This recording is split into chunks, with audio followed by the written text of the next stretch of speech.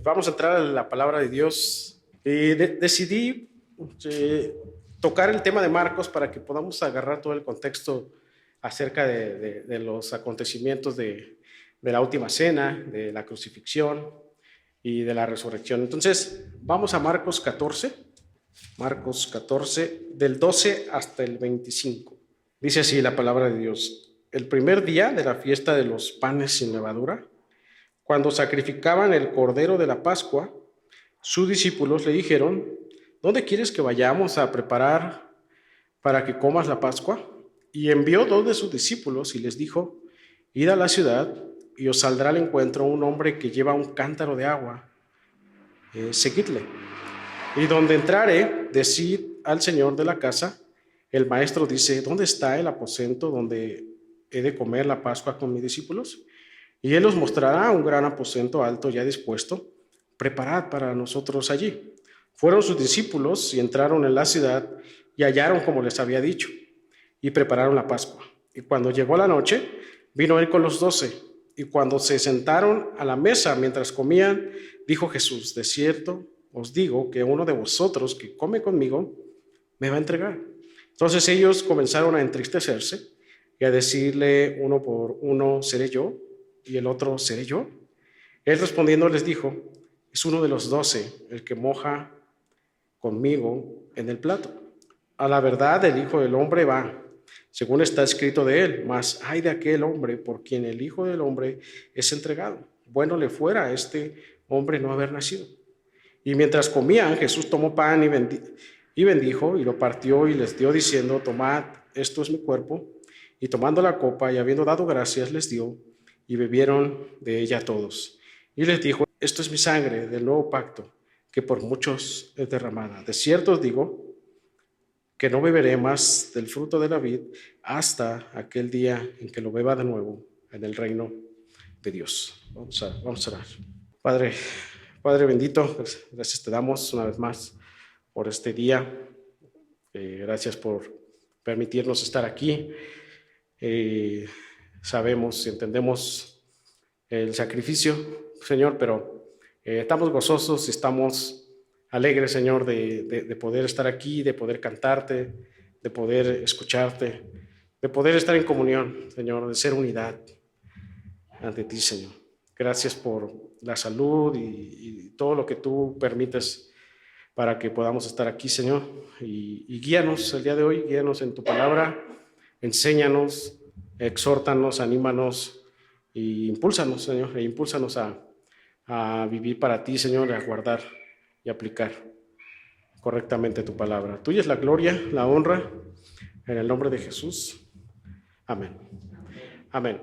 Bien, hemos llegado ya al jueves, estamos, te digo, un brinco. Nos quedamos en lo que es la entrada triunfal. Han sucedido muchas cosas desde la entrada triunfal hasta el jueves, un día antes de la crucifixión. De hecho, Jesús previamente viene de visitar a sus amigos íntimos, que son Lázaro, María, Marta. También viene de visitar a otro hombre importante que es Simón el leproso, el cual vamos a ver más adelante. Y en estos momentos, que es jueves, un día antes de la crucifixión, Jesús va a tener esta última cena, una cena importante con sus discípulos, ¿no? El cual se escribe mucho acerca de estos momentos finales. Hay un montón de cosas, sobre todo Juan. Juan dedica casi unos 3 o 4 capítulos de lo que sucedió esa noche. Entonces, por ejemplo, Juan nos deja ver que esa noche Jesús les lava los pies a sus discípulos, les enseña cómo debían ellos servir a otros. Jesús también anuncia la negación de Pedro, ¿no? Es en esa noche donde Jesús les expresa: yo soy la verdad, ¿verdad? Yo soy el camino, la verdad y la vida. Es en esa noche también cuando Jesús les da la promesa del Espíritu Santo. Jesús también les dice en capítulo 15 de Juan, del Evangelio de Juan, él también él les dice: yo soy la vid verdadera. Les enseña acerca de cómo el Espíritu Santo iba a obrar, puesto que ellos estaban tristes, ¿verdad? Ellos estaban tristes porque Jesús ya les había dicho que él iba a padecer. Entonces estaban tristes y es en esa noche también donde Jesús les dice que su tristeza se convertiría en gozo, ¿se acuerdan? Entonces, te digo, han pasado muchas cosas y Juan nos da más detalles de esto, pero vemos aquí a Jesús teniendo esta última cena con sus discípulos, con una cena íntima. Uh-huh. Entonces, y Jesús va a tener esta cena con sus discípulos para, sobre todo, darles a entender de qué se trataba esa última cena, de qué se trataba la Pascua. Ellos llevaban ya muchos años celebrando la Pascua cada año. Recuerden que se trataba de aquel exilio, ¿verdad? De Éxodo, cuando llega la última plaga, ¿verdad? Y el ángel del Señor mata a los primogénitos. Y entonces cuando es a partir de esa plaga que ellos comienzan a salir de Egipto. Uh-huh. Entonces ellos tenían que hacer diferentes cosas para que este ángel del Señor no pasara por las casas, ¿no? Como pintar sus techos, ¿recuerdan? Como preparar un cordero con ciertas especificaciones, tenían que vivir con el cordero 7 días, tenía que ser sin mancha, o sea, toda una serie de ritual, si lo podemos decir así. Y Jesús en esta cena va a terminar con todo eso, con todo lo que ellos estaban acostumbrados a hacer. Por eso es que es un nuevo pacto, ¿verdad? Porque Jesús termina ese antiguo pacto, lo que debían de hacer, para ahora comenzar un nuevo pacto. Y Jesús en esta cena les va a enseñar por qué es un nuevo pacto, de qué se trataba este nuevo pacto. Entonces, por eso es importante este jueves, esta cena con sus discípulos, porque aquí va a marcar un parteaguas en el orden de Dios, ¿no? Porque ellos acostumbrados a hacer rituales, a la tradición, ¿verdad? Y a partir de ahí, Jesús dice, ¿saben qué? Todo eso apuntaba a mí. Dice, es más, yo soy la Pascua, ¿no? Entonces un parteaguas porque ahora a partir de Jesús ya iba a tener un sentido distinto lo que eran las fiestas o todo lo que se había hecho anteriormente. Entonces, además, Marcos, vamos a ver que del 11 hasta el 14, Marcos ya ha como mencionado o ha puesto énfasis en el corazón de Judas. Si te das cuenta ahorita que leímos el pasaje, se va a dar el hecho de la traición de Judas, ¿verdad? Entonces ya anteriormente Marcos ya ha dado como historias o ha tocado puntos importantes en las que Judas estaba, ya Satanás vivía en su corazón, ¿no? De Judas. ¿Se acuerdan cuando vamos a ver esta historia de cuando María le enjuga los pies a Jesús? Y dice Judas, ¿por qué gastas ese perfume tan caro? ¿No? Pudimos venderlo y dárselo a los pobres. Entonces, ya se ha mencionado previamente el corazón de Judas. Y aquí es donde también se consuma esta traición, ¿no? De Judas. Judas ya ha dado las 30 monedas a los religiosos para que le dijera dónde estaba Jesús. Y entonces aquí se consuma esta traición. Entonces, esta última cena que vemos aquí es un momento importante, te decía, es un momento de comunión con los suyos, con los discípulos, ¿no? Jesús, te decía, va a enseñarles el significado de la Pascua, el nuevo pacto, del perdón de pecados, de lo cual ellos ya no tendrían que esperar cada año para poder celebrarlo, sino que ahora podían celebrarlo todos los días, puesto que se trataba de Jesús. Uh-huh. Entonces, la fiesta de la Pascua ya ahora no se trataba de lo que debían hacer a una manera de tradición, sino que esta Pascua se trataba de Jesús. El Señor aquí entonces va a instituir esta celebración, además de ser una última cena, sí, con sus discípulos, va a ser la primera, ¿no? Para el nuevo pacto, ¿no? Para que de esta primera cena, entonces el Señor Jesús al final apunte a una última gran cena, pero ya no sería aquí, sino en la gloria, ¿verdad? Dice, ya no beberé esto ni comeré, ¿hasta qué? Hasta que lo haga con ustedes en el reino de Dios. Entonces, aquí también es un punto de partida para que ahora en Cristo podamos nosotros celebrar la Pascua en Cristo, ¿no? Todos los días, porque tenemos a Cristo, y entonces eso nos apunta a esa esperanza que tenemos con Él, de esa gran cena, de ese gran banquete con Cristo. Entonces, por eso te decía que es un parteaguas. Y a manera de reflexión, yo quiero preguntar, ¿tú esperas y anhelas con gran gozo esa gran cena con el Señor en la gloria? ¿Tú esperas? ¿Cómo esperamos? El apóstol Pablo va a dar, al final de la predicación, vamos a dar la parte práctica. Y prácticamente el apóstol Pablo dice, cuando él dice que Cristo es la Pascua, es nuestra Pascua, él va a decir, entonces, si es eso, límpiense de toda levadura. Despójense de la levadura vieja y vístanse de Cristo. Entonces, por eso es que este sermón pues debe cambiar nuestra perspectiva, o tiene esa intención, que cambie nuestra perspectiva de lo que hacemos, de este sacramento, de esta institución que Jesús nos ha dejado. Una perspectiva no es nada más como comerlo y tomo la copa y ya, ¿no? Sino que hay un trasfondo importante, hay un parteaguas, ¿no? De que ahora viviendo en Cristo, con Cristo, entonces ahora yo puedo entender qué es lo que Cristo vino a hacer, qué hizo por mí, ¿no? y qué Él desea que yo haga. Y entonces la invitación está abierta, ¿no? Dice el Señor Jesús, acérquense a mi mesa, tengan comunión unos con otros, ¿no? Participen, ¿no? Que sepan ustedes de qué se trata esto. Están recordando este gran sacrificio. Entonces, que cambie nuestra perspectiva, que cambie nuestra manera de ver esto que hacemos, en este caso cada mes, y en este mensaje especial que lo vamos a hacer otra vez, y no hacerlo a la ligera, no hacerlo nada más porque lo tengo que hacer o para que otros no me digan que por qué no la tomé, ¿no? Sino que a manera de reflexión nosotros podamos decir, yo participo porque entiendo que Cristo es mi Señor, Él es mi autoridad, Él murió por mí y entonces ahora quiero seguirle a Él y obedecerle. Entonces la comes, ¿verdad? Y te comprometes y te responsabilizas en lo que Él te llama a hacer. Que nos lleve a la reflexión ante este hecho y si hay algún pecado y si hay algo por el cual tú has venido absteniéndose de participar, pues la intención es que haya corrección, la intención es que podamos nosotros salir distintos, dejemos que el Señor nos transforme y nos limpie. Así que vamos a entrar al texto, vamos al versículo 12.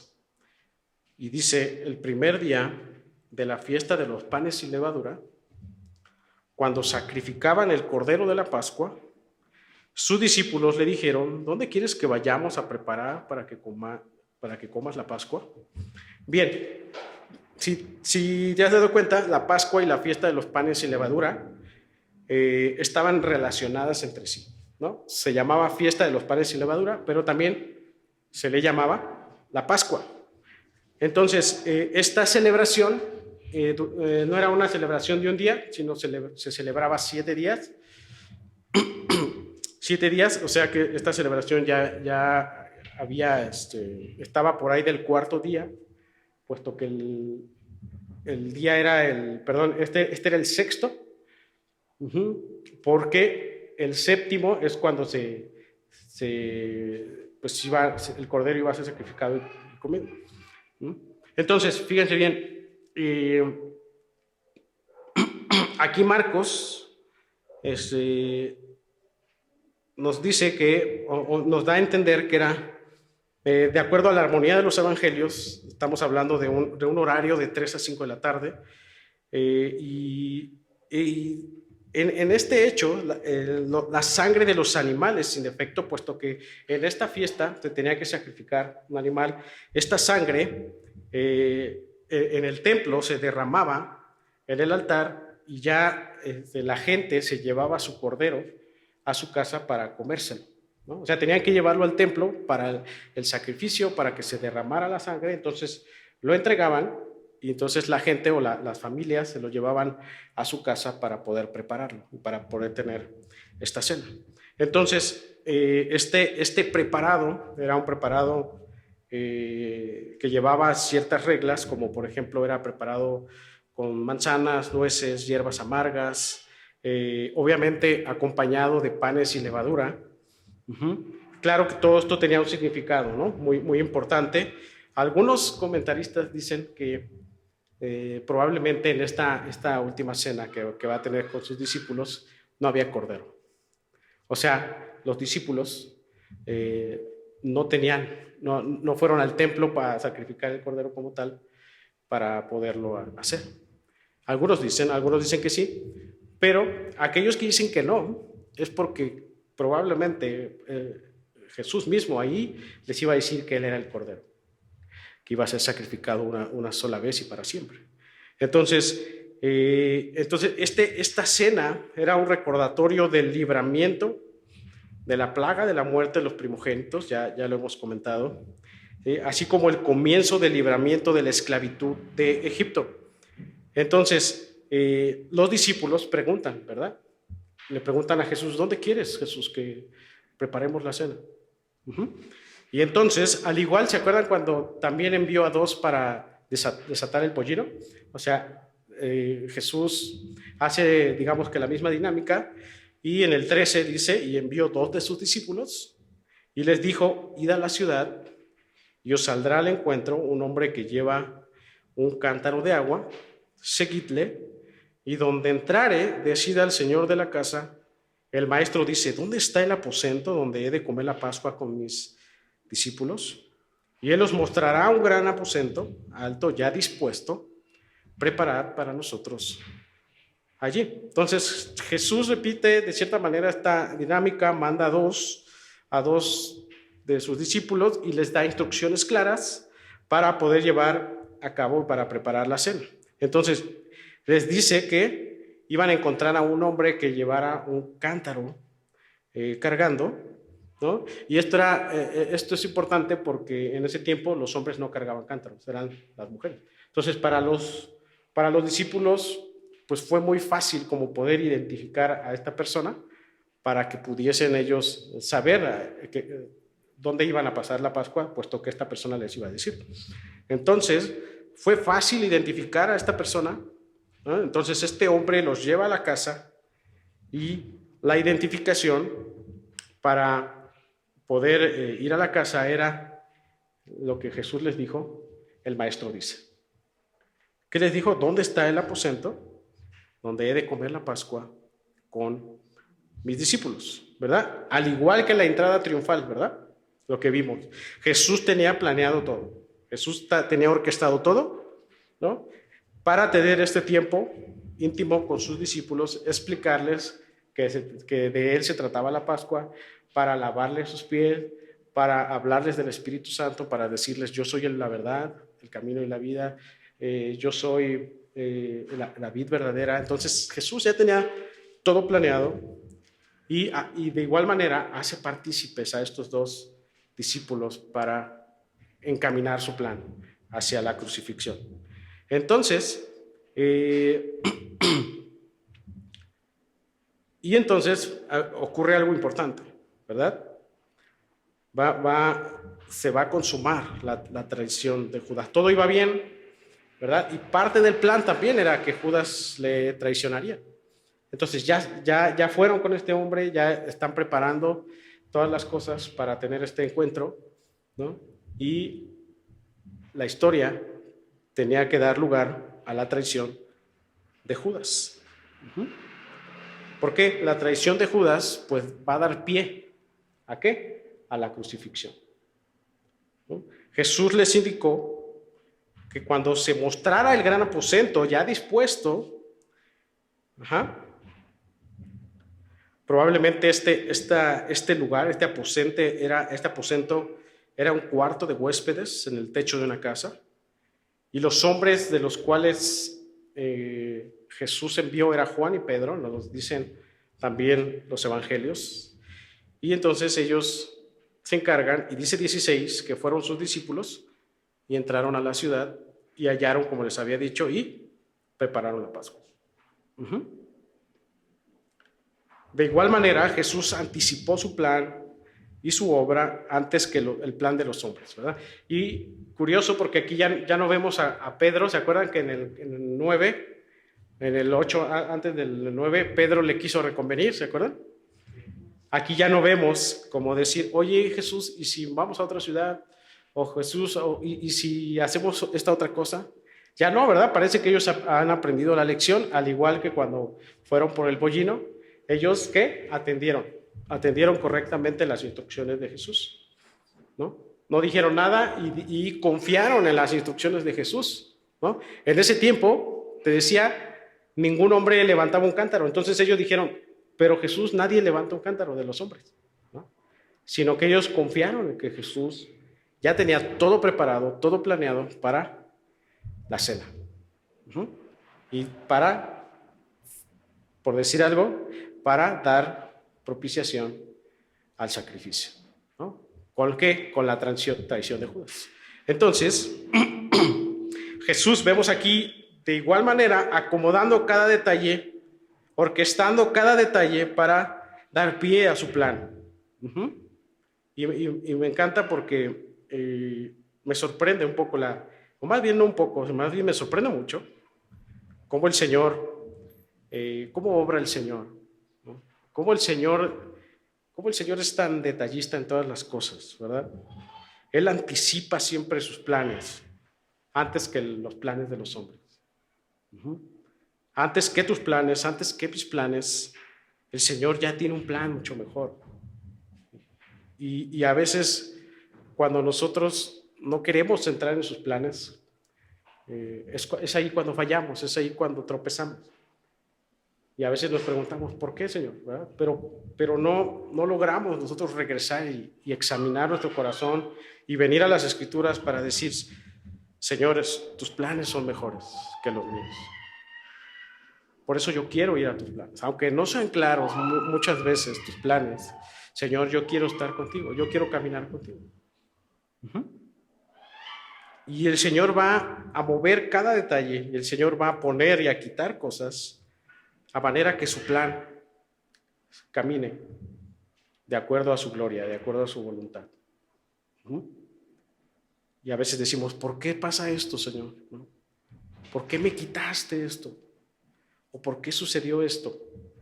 Y el Señor así son mis planes son perfectos.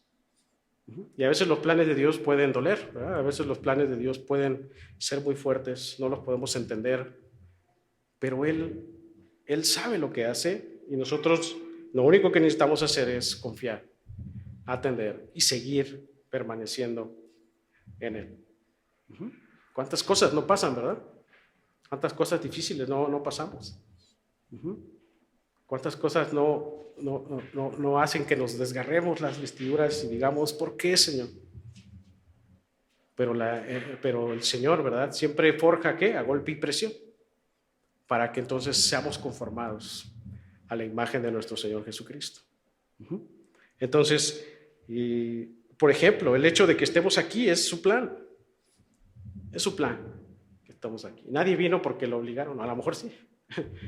Pero aunque esté aquí porque lo obligaron, ese es su plan, que tú escuches de Él, que tú te rindas a Él.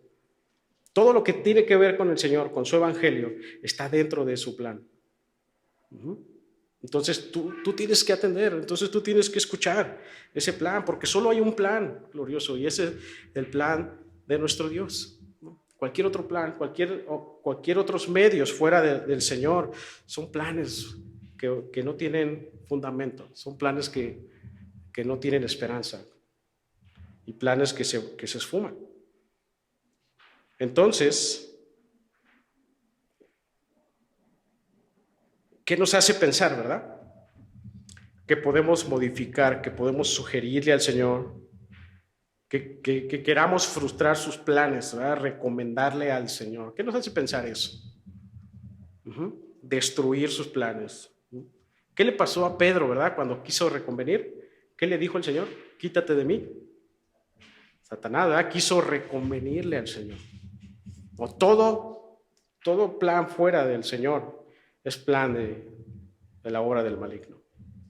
Entonces necesitamos nosotros caminar en su precioso plan. De otra manera, vas a estar confundido, de otra manera vas a estar sin propósito, sin gozo, quejándote todo el tiempo. ¿Te ha pasado eso? Que de repente es una temporada que te quejas mucho, que estás confundido, que no tienes propósito, que no tienes gozo, deseo, no tienes ganas de ir a trabajar, no tienes ganas de hacer cosas. Yo creo que es un buen momento cuando nos sintamos así para poder examinar nuestro corazón delante de Dios, de cómo estamos con Dios, de si le estamos buscando, de si estamos de verdad caminando con Él, de si un pecado nos está acechando, de si un pecado nos está distrayendo de las cosas de Dios, ¿no? Entonces creo que es un buen momento cuando te sientas de esa manera de examinarte y un momento en el que tú digas, el Señor me está diciendo que regrese a Él, el Señor me está diciendo que me vuelva a alinear a su preciosa voluntad. Me encanta porque el verso 14, Marcos 14, me encanta la expresión que dice, el maestro dice. Dice Jesús, si alguien les dice algo, ustedes digan, el maestro dice. Esto me encanta porque esto nos lleva a entender que cuando nosotros decimos, el maestro dice, Jesús dice, es porque estamos reconociendo su gran autoridad. Él es el que dice que así se haga. Cuando pasas una situación, el maestro, ¿qué dice el maestro que yo haga? ¿Qué dice Jesús? ¿Qué dice mi Cristo que yo haga? Y entonces, cuando tenemos a Él así, como esta autoridad, no nos queda de otra más que atender. Solo tú tienes que atender. O sea, lo único que tú tienes que hacer cuando el Señor habla es atender. ¿Qué hicieron sus discípulos? Atendieron, fueron, hicieron lo que Jesús les acababa de decir. ¿Tú cómo recibes las instrucciones de Dios? ¿Cómo recibes esa instrucción? Que el Señor te dice, tienes que perdonar. ¿Vas y perdonas a quien te hizo daño? El Señor te dice, no te unas en un yugo desigual. ¿Estás cortando con esa relación? El Señor te dice, no te dejes de congregar. ¿Te estás congregando constantemente? Entonces, si hay ahí algo que no va acorde, entonces examínate y entonces busca, arrepiéntete y busca a tu Señor, busca a tu Rey glorioso, ¿no? El Señor constantemente nos está diciendo, no hagas, no veas esto, arregla tu situación, pon orden aquí, ve allá, ve acá, y tenemos que atender. El Señor es el que prepara, dice aquí, Él es el que de antemano prepara todas las cosas. Los discípulos no dijeron, no les sugirieron, sino más bien, me encanta la pregunta porque dice, ¿dónde quieres tú, Señor, que pasemos la semana? O sea, Pedro había dicho, ¿y si mejor, Señor, no mueres? Pero aquí ya los discípulos, de hecho, uno de estos dos discípulos es Pedro, y dice Pedro o Juan, dice, ¿dónde tú quieres, Señor? ¿Se acuerdan del apóstol Pablo cuando se cae el caballo? Las dos preguntas importantes. ¿Quién eres y qué quieres que yo haga? ¿Quién eres? Primero conocer quién es Él. Entonces, Señor, ahora sí, ya te conozco, ¿qué quieres que yo haga? ¿No? Estas preguntas que nos muestran quién es nuestro Señor, quién es nuestra autoridad y el preguntarle al Señor, ¿cómo lo hago, Señor? ¿Cómo lo hago? Dime cómo hacer, dime cómo vivir, dime cómo tratar esta situación. Señor, dime tú, Señor. Pero no, ¿verdad? Queremos nuestras estrategias, nuestras ideas. Queremos hacerlo conforme a nosotros nos conviene, ¿verdad? Y es ahí que tropezamos. Entonces, así es la vida cristiana. La palabra nos va a decir de cómo y dónde Él quiere y cómo se debe tratar una situación. El problema es que no queremos escuchar, no queremos ir al plan, no queremos ir al diseño, y entonces, pues, nos damos cuenta que a veces nuestra vida pues no tiene propósito, no tiene sentido. Entonces Marcos, en el 17, vamos al 17, Marcos 14, 17, Ya llega la hora, ya está preparado todo. Y llega la hora, y en el versículo 17 dice, y cuando llegó la noche, vino él con los 12.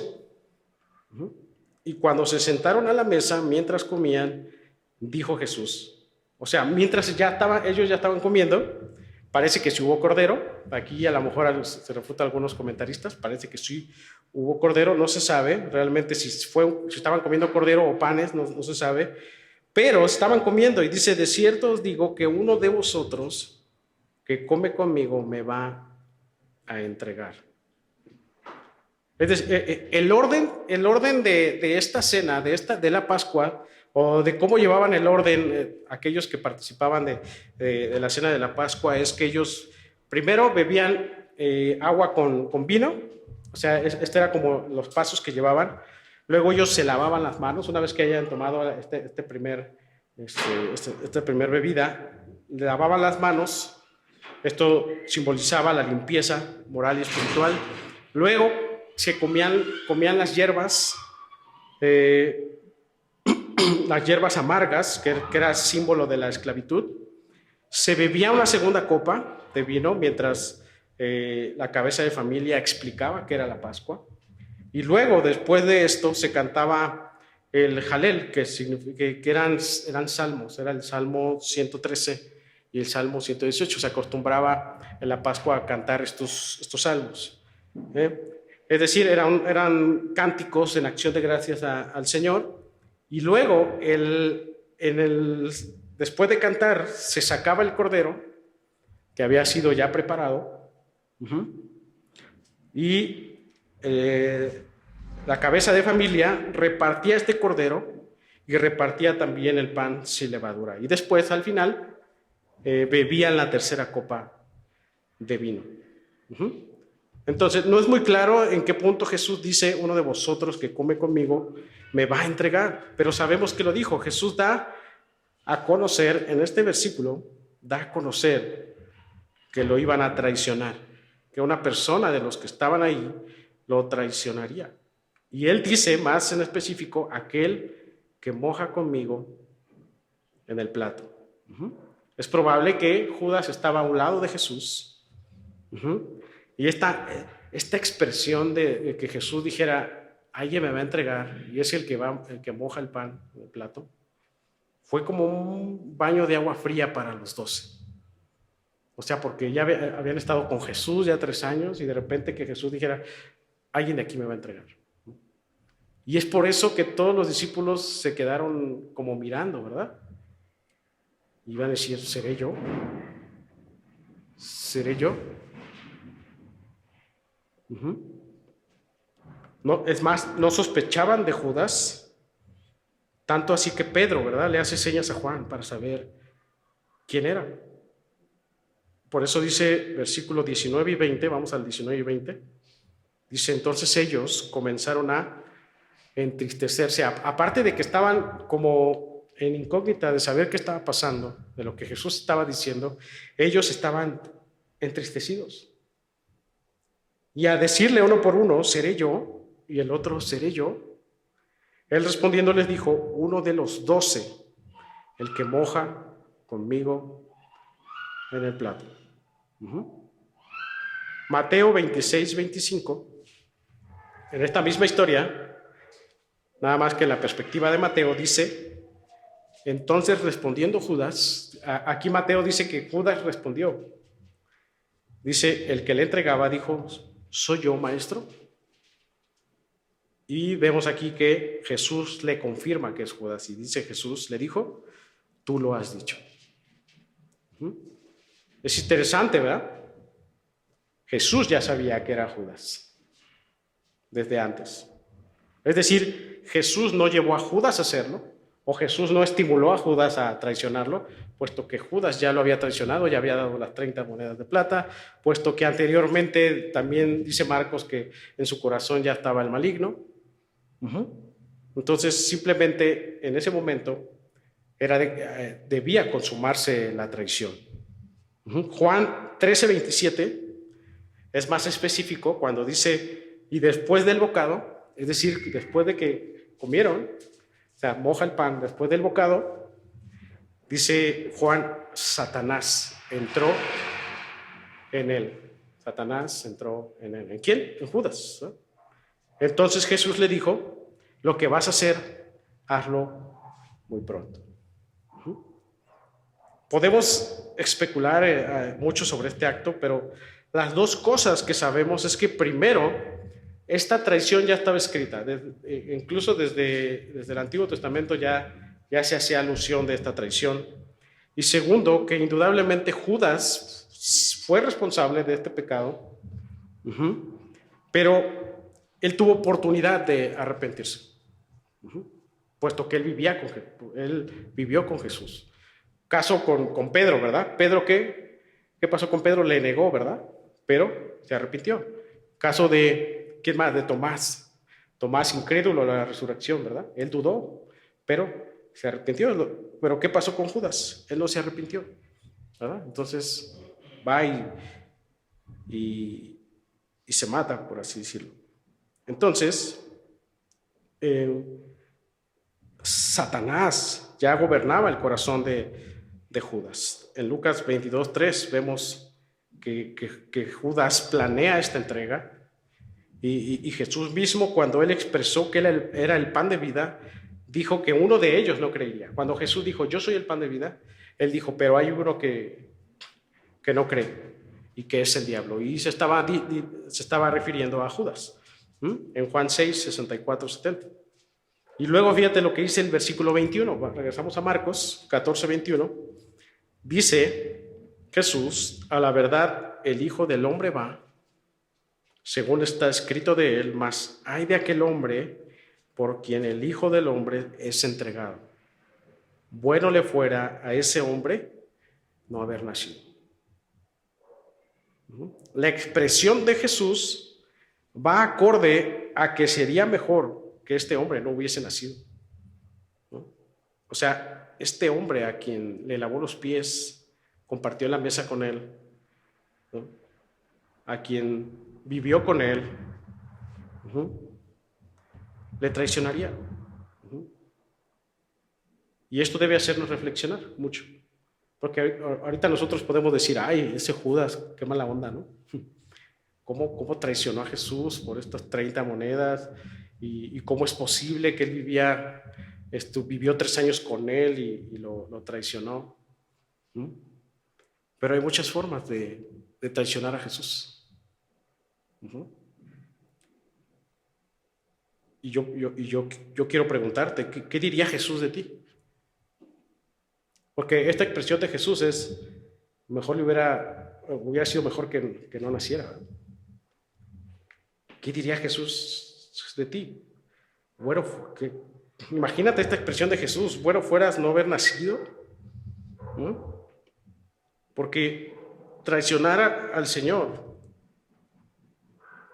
podemos incluso hacerlo, sin incluso o minimizar, podemos incluso minimizar esta traición.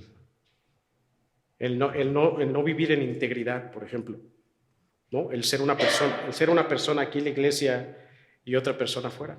Eso es traicionar al Señor, ¿no? El venir a la iglesia y por afuera hablar maldiciones de otros, ¿no? El venir a la iglesia y en tu casa ver pornografía o estar en fornicación. O sea, hay muchas maneras, ¿verdad?, de traicionar al Señor.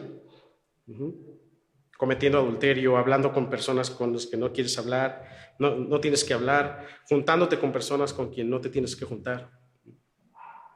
Pero eso sí, el domingo sí vengo, ¿verdad? Sí alabo, sí sirvo. Qué expresión tan fuerte del Señor, ¿verdad? Es mejor que no hubieras nacido. Hermano, si esto toca tu corazón, si esto toca tu corazón, este hecho de la traición, arrepiéntete de tus pecados. Entrega tu vida completa al Señor. La misericordia está extendida de Dios. Hay esperanza. ¿Por qué hay esperanza? Porque Pedro le negó, ¿verdad? Pedro pudo haber sido una especie de traición, ¿verdad? Porque le negó, pero se arrepintió, ¿verdad? Y porque decidió caminar con Cristo. Pero Judas no hubo arrepentimiento, hubo remordimiento, por eso se colgó. Entonces tenemos esperanza aún, la misericordia está extendida por cuanto podemos ver la luz del día y por cuanto su gracia es visible, por cuanto su palabra se escucha. Es necesario arrepentirse, es necesario. Ese era el mensaje del Señor, ese era el mensaje de Juan el Bautista: arrepiéntete de tus pecados. Hay esperanza. Judas fue a hacer lo que tenía que hacer. Judas se retiró a traicionar a Jesús y ahora quedan 11 hombres, ¿verdad? Quedan 11 hombres helados por la traición, tristes, imperfectos, asustados, pero me encanta mucho porque ellos eran fieles al Señor. Ellos tenían que aprender muchas cosas más, pero su convicción estaba ahí, en esa cena. Eran fieles. Y me encanta porque en estos momentos, después de la traición, Jesús va a transformar la Pascua del Antiguo Pacto a la Cena del Señor del Nuevo Pacto, creando una nueva fiesta de conmemoración para recordarles que de Él se trataba la Pascua, que Él es el Cordero sacrificado, que Él es el sumo sacerdote, que Él es el pan sin levadura, que Él es todo de lo que se hablaba en el Antiguo Testamento, que todo apuntaba a Él, que en Él sería efectuada la liberación del pecado. Y entonces, fíjate lo que dice el 22, y mientras comían, Jesús tomó pan y bendijo, y lo partió y les dio, diciendo: tomad, esto es mi cuerpo. Vean esta enseñanza de Jesús: tomen, esto es mi cuerpo. Y tomando la copa, y habiendo dado gracias, les dijo, y bebieron de ella todos, y les dijo: esta es mi sangre, del nuevo pacto, que por muchos es derramado, ¿no? Jesús le está diciendo: este pan es mi cuerpo, representa mi cuerpo, y la copa representa la sangre del nuevo pacto. Yo soy el Cordero. Mi sangre es la que verdaderamente limpia, dice Jesús, que por muchos es derramada. Jesús le da un nuevo significado a comer el pan y a tomar la copa. Este pan simbolizaba la servidumbre de los israelitas en su vida antigua, manera de vivir en Egipto. Significaba una vida de libertad, de santidad, de piedad. Significaba morir a la mundanidad, morir al pecado y morir a la falsa adoración. Entonces, a partir de ahora, cuando Jesús dice eso, este pan significaría el cuerpo de Cristo que se daría en rescate por los pecadores, el rescate a la antigua manera de vivir de los hombres, el rescate a morir a la mundanidad, a la falsa adoración y al inicio de una nueva vida en libertad en Cristo. Significaba santificación, significaba ahora vivir en una vida de piedad. Significaba, el pan significaba que ahora Cristo era suficiente para ellos. Por eso, cuando tú comes el pan, cuando tú participas de estos elementos, tú estás diciendo: he muerto a mi vida pasada, he muerto a mi mundanidad. Cuando tú tomas el pan, no es algo que tú haces por tradición o no es algo que hacemos en la iglesia por un número más. Tú estás diciendo, tú estás tomando el pan, Cristo es suficiente. Y ahora entonces al comerlo, entonces yo le estoy diciendo a todos en comunión, le estoy diciendo: he muerto a mi mundanidad, he muerto a mi vida pasada, he muerto a mis pecados pasados, para ahora comer solo de Cristo, para ahora tener a Cristo como mi única necesidad, como mi único sustento. De eso se trata. Por eso Pablo dice: tengan cuidado cómo lo hacen, porque si tú no lo haces, al comer el pan, no lo haces en ese sentido de que has muerto a todos tus pecados, entonces, dice Pablo, tú estás comiendo un pecado. juicio comes, ¿no? Y bebes para sí. Entonces no es nada más tomar un pan, es todo lo que conlleva, todo el trasfondo de lo que significa el pan, que es Cristo, nuestro Señor Jesucristo. La copa, esta copa quizás fue la última de este ritual. Recuerda que en este ritual se hacían tres bebidas o tres momentos para beberla. Entonces, esta copa ya no sería símbolo de cuando Dios salvó a los primogénitos, ellos tenían que pintar sus casas. Ya no significaría eso. Ahora, esa sangre, ese derramamiento de sangre del Cordero, era la sangre del Cordero que fue inmolado, que fue sacrificado. Más bien que sería sacrificado, puesto que no ha sido sacrificado Jesús en este momento, pero significaría la sangre preciosa que limpiaría el pecado de muchos por la fe y por su gracia. Así que cuando tú agarras un vasito de jugo, no solamente es tomarlo y ya, porque si no, pues tomamos otra cosa, ¿no? Sino que es lo que significa el poderlo tomar. Al tomarlo y al caer dentro de nuestro cuerpo, estamos haciendo alusión a ese derramamiento de sangre y de cómo esa sangre nos limpia de todo pecado. Y al beberlo dentro de nosotros, entonces estamos diciendo que tanto el sacrificio como tanto Cristo, el sacrificio y el derramamiento de sangre, lo estamos haciendo parte de nosotros. Estamos abrazando el Evangelio, estamos abrazando lo que Cristo hizo y nos gozamos. Eso significa cuando tú participas. Así que por eso te decía que debe cambiar nuestra perspectiva al participar de estos elementos. Por eso es que también debemos tener mucho cuidado, ¿verdad? Sobre todo cuidado con los niños que todavía no tienen una conciencia como tal, ¿no? De si tú no has sido bautizado, por ejemplo, ¿no? Si no has tomado esa decisión de bautizarte, entonces abstente, porque el bautismo también es un sacramento, es una instrucción de obediencia para decirle a los demás que hemos muerto con Cristo y hemos resucitado junto con Él. Ahora, si quizá no has sido bautizado, pero tú dices, creo en Cristo, hazlo, sí, adelante, pero arrepiéntete de tus pecados y camina con Cristo. Camina, sigue caminando con Él, atiende a sus instrucciones. Hebreos 9, 24, 28, vamos terminando. Leo rápido el pasaje.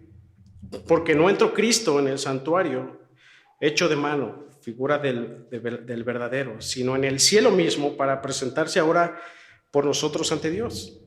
Y no para ofrecerse muchas veces, como entra el sumo sacerdote en el lugar santísimo cada año con sangre ajena. De otra manera, le hubiera sido necesario padecer muchas veces desde el principio del mundo. Pero ahora, en la consumación de los siglos, dice el escritor, se presentó una vez y para siempre, ¿no? Por el sacrificio de sí mismo para quitar de en medio el pecado. Y de la manera que está establecido para los hombres que mueran una sola vez y después de esto el juicio. Así también Cristo fue ofrecido una sola vez para llevar los pecados de muchos.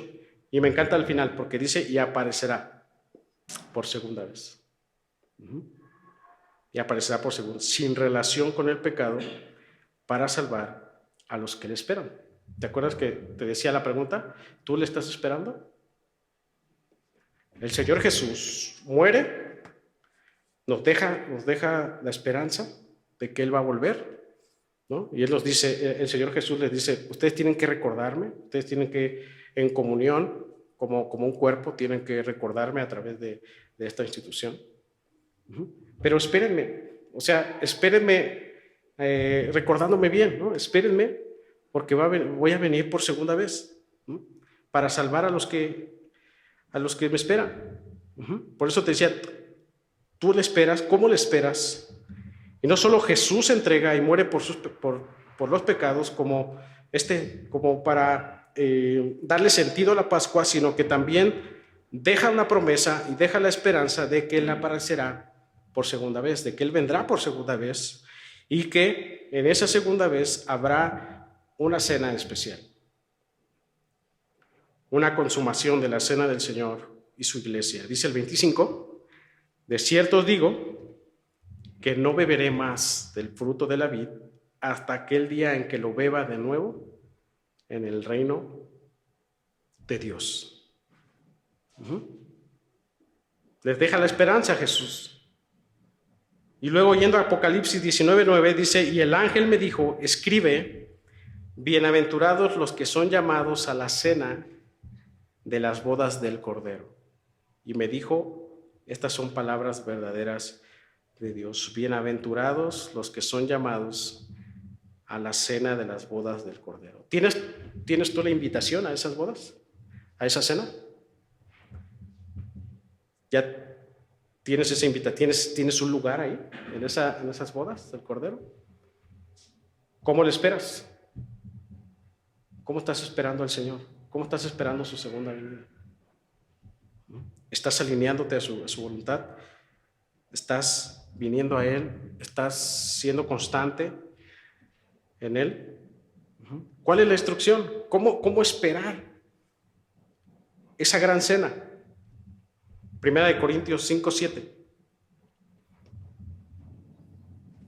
¿Cómo esperar esa gran cena? ¿Cómo debo yo esperar al Señor? Ya sé que Él viene pronto, pero ¿cómo?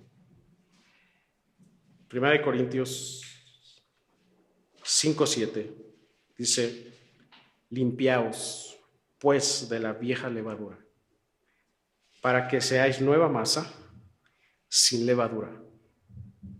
¿Cómo sois? Porque nuestra Pascua, que es Cristo, ya fue sacrificada por nosotros. Ahí está la instrucción clara, limpiaos de la vieja levadura. ¿Aún hay levadura en tu corazón? ¿Aún hay algo que vengas arrastrando? ¿Aún hay algo que hace que cuando pienses en eso comiences a hablar incorrectamente? ¿Aún tienes una carga que vienes arrastrando desde niño, desde joven? ¿Aún todavía te acecha un pecado? Ese pecado que dices, trato de hacerlo, pero no puedo. ¿Hay algo todavía? Entonces, dice el Señor Jesús, dice Pablo, límpiate de la vieja levadura para que seas nueva masa. Deja que el Señor lo haga, que te santifique. Dice, sin levadura como sois. Porque nuestra Pascua, aquí confirma, ¿verdad?, que es Cristo. Ya fue sacrificada por nosotros. Ya. Cristo ya fue sacrificado una sola vez y para siempre. Ya no es necesario cada año. Entonces, Él ya fue sacrificado. Entonces, tú debes enfocarte en limpiar tu corazón, en morir a tus deseos, morir a tu vieja manera de vivir, a tu vana manera de vivir. La razón por la que tu vida debe anhelar la limpieza es porque Cristo ya fue sacrificado. Cristo ya fue sacrificado, hermano. Ya no tienes nada que hacer, nada más permanece y déjate limpiar. Ven a Cristo, déjate limpiar por Él. Ya en Él tenemos por seguro, ya tenemos invitación, ya si estamos en Él ya tenemos invitación a esa gran cena, pero hay responsabilidades que como hijos debemos llevar, ¿no? Déjate limpiar, aférrate a su palabra, pon la vista en aquella bienaventuranza que tendremos en la cena de las bodas del Cordero. Si vas a participar hoy de estos elementos, gózate y participa en alegría. Participa de estos elementos con gozo, con alegría, porque dice el Señor, eres más que vencedor. Ya eres libertado del pecado, ya has sido justificado por la sangre de Cristo, ya está escrito tu nombre en el libro de la vida. Ya tienes un lugar reservado en el banquete. Hazlo con ese gozo, pero también hazlo con arrepentimiento. Si estás en un pecado, aún hay tiempo. Aún hay tiempo, hay esperanza todavía. Arrepiéntete y deja que Dios te transforme. Te dé su Espíritu Santo para que el Espíritu te guíe, te lleve por el camino de Dios. Así que, hermanos, esta gran cena es la última, sí, la última para cerrar el viejo pacto y la primera para abrir el nuevo pacto, para que entonces esa primera nos lleve a tener la esperanza de que un día cenaremos con Él en gloria. ¿Deseas eso? ¿Deseas estar con Él? Amén. Entonces espérale y busca hacer su voluntad. En todo, alíneate a sus promesas. Vamos a orar ante esto. Gracias, Padre, gracias te damos por lo que tú eres, lo que tú haces. Gracias por poner tu palabra delante de nosotros para escucharla. Sabemos, Señor, que en nuestra naturaleza, Señor, es totalmente imposible poder acercarnos a ti. Por eso se trata de estar en ti, Señor. Por eso se trata de estar unidos a ti, Padre. Ayúdanos a recordar que tú ya te sacrificaste, Señor. Que no hay nada que podamos hacer. Que tú ya hiciste toda la obra completa. Y que aparte nos haces partícipes de ella. Ayúdanos a atender bien, a esperarte bien, Señor. Y estar confiados de que cuando tú vengas, estemos dispuestos para estar contigo, Padre.